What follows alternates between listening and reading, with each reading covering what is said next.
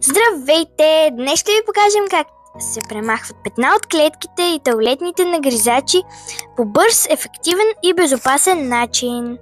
Както знаете, гризачите отделят калци из урината си и се наслояват петна, които не могат да се изчистят с обикновен препарат.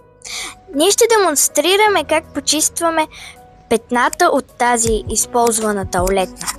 За целта ще използваме обикновен винен оцет, директно заливаме петната с него и оставяме да постои така 10 минути.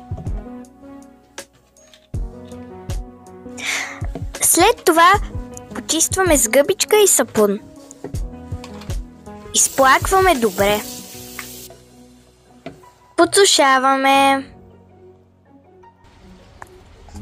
И от петната няма и следа. Тоалетната е като нова.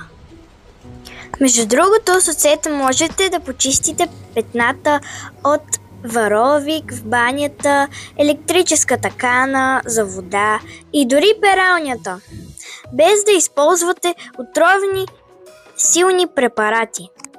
А вие знаете ли някакви интересни хакове? Моля, споделете в коментарите.